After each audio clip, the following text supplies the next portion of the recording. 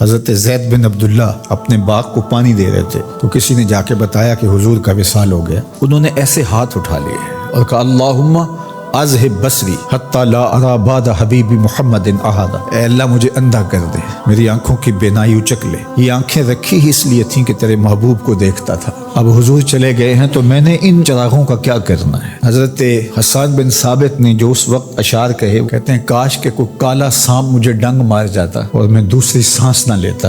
اور حضرت سیدہ فاطمہ کے جو قلب اطہر کی کیفیت تھی، سبت علیہ مصائب لو انہا سبت علی الایام سرنا لیالیا، میرے اوپر جو مصیبتیں ٹوٹ پڑی ہیں وہ اگر دنوں پہ ٹوٹ پڑتی تو وہ کالی راتیں بن جاتی۔ حضرت عمر رضی اللہ تعالی عنہ تلوار نکال کے کھڑے ہو گئے اور کہا کہ جس نے کہا نا حضور کا انتقال ہو گیا میں اس کی گردن اڑا دوں گا۔ تھوڑی دیر بعد حضور پرانی حالت کی طرف پلٹ آئیں گے۔ اب یہ کیفیت کتنی حساس تھی، ادھر منافقین نے چال چلنا شروع کر دی۔ انہوں نے کہا حضور کے دم سے ساری رونقیں تھیں، اب وہ چلے گئے تو اب کس نے نمازیں پڑھنی ہیں، اب کس نے روزے رکھنے ہیں، اب کون جہاد پہ جائے گا؟ جب وہ ہی نہیں رہے تو ساری کہانی ختم ہو گئی۔ تو انہوں نے اس طرح سے چال چلنا شروع کر دی۔ اور حضرت عمر کہتے تھے کوئی بولے تو صحیح، کتنا نازک وقت تھا۔ اس وقت میں حضرت ابو بکر آئے رضی اللہ تعالیٰ عنہ، ان کا کلیجہ تو پھٹ رہا ہوگا، لیکن یہی موقع تھا حضور کے مشن کو، حضور کی فکر کو، حضور کے دیے ہوئے نظام کو سنبھالنے کا۔ اور اپنے جذبات کو کس طرح کنٹرول کیا ہوگا، اپنے آپ کو پوری طرح سنبھال کر کے لوگوں میں آئے اور دیکھا کہ لوگ جمع ہیں اور حضرت عمر رضی اللہ تعالیٰ عنہ غصے میں تلوار لہرا رہے ہیں۔ خبردار اگر کسی نے کہا کہ حضور کا انتقال ہو گیا تو آپ ایک اونچی جگہ پہ کھڑے ہوئے، لوگوں کو متوجہ کیا۔ حضرت صدیق اکبر رضی اللہ تعالیٰ عنہ کا اس وقت کا جو خطبہ ہے، اس نے اس وقت اسلام کو سنبھالا جب منافق بڑی باریک چال چل رہے تھے۔ اب حضرت ابو بکر آئے اور کھڑے ہوئے، کہا لوگو مجھے بتاؤ تم اللہ کی عبادت کرتے تھے یا رسول اللہ کی عبادت کرتے تھے؟ تو لوگوں نے کہا اللہ کی عبادت کرتے تھے۔ تو کہا اللہ آج بھی زندہ و موجود ہے، اللہ کل بھی زندہ و موجود تھا، وہ حی ہے لا یموت ہے۔ اللہ اکبر۔ پھر انہوں نے وہ آیت کریمہ پڑھی وما محمد الا رسول قد خلت من قبلہ الرسل، اور صحابہ فرماتے ہیں ہمیں لگا کہ جس طرح یہ نازل اسی وقت کے لیے ہوئی تھی۔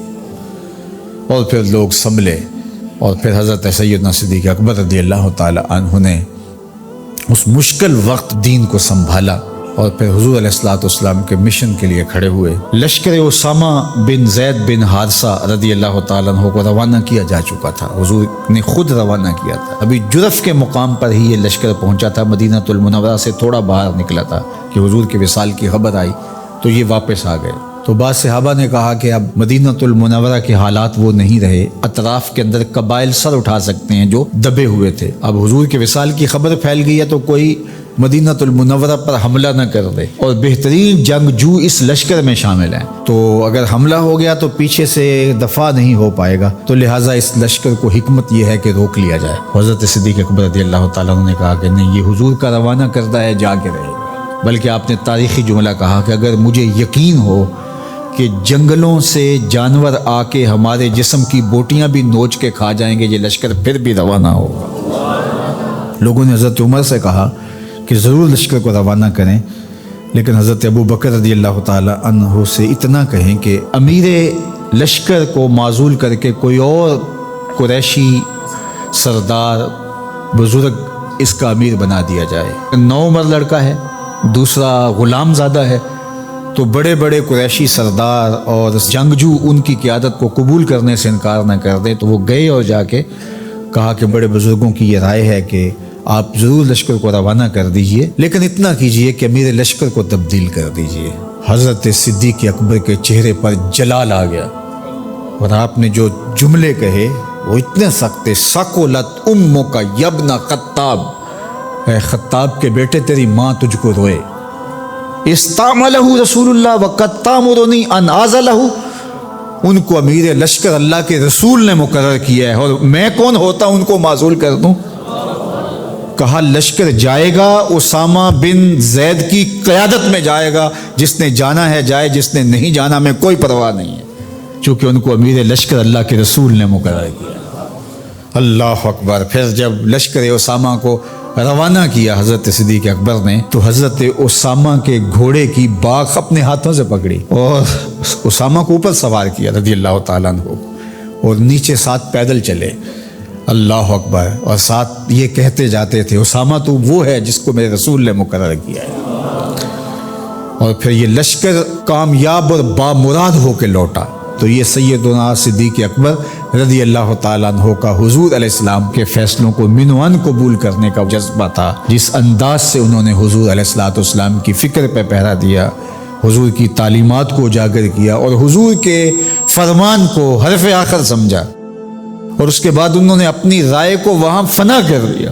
صلح حدیبیہ کا موقع آیا تو 1400 اصحاب تھے، قریش نے کہا ہم عمرہ نہیں کرنے دیں گے، تو وہاں سے ایک معاہدے کے ذریعے واپس آنا ہوا، تو حضرت عمر نے کہا ابو بکر ہم دب کے صلح کیوں کریں، صلح کی شرائط تو برابر کی ہونی چاہیے۔ تو حضرت ابو بکر صدیق کا صرف ایک لفظ دیکھیے، انہوں نے کہا عمر کیا یہ صلح نامہ حضور نے قبول کیا ہے؟ کہا کیا ہے، کہا ہوا رسول اللہ، کہا وہ اللہ کے رسول ہے۔ اللہ اکبر، کثرت صوم و صلات کی وجہ سے افضل نہیں ہے، بلکہ حضور کے لیے اطاعت و انقیاد، فرما برداری، اور حضور علیہ السلام کے لیے بس اپنے آپ کو قربان کر دینے کا وہ جذبہ، وہ آپ یہاں دیکھتے ہیں تو بدرجہ کمال آپ کو نظر آتا ہے۔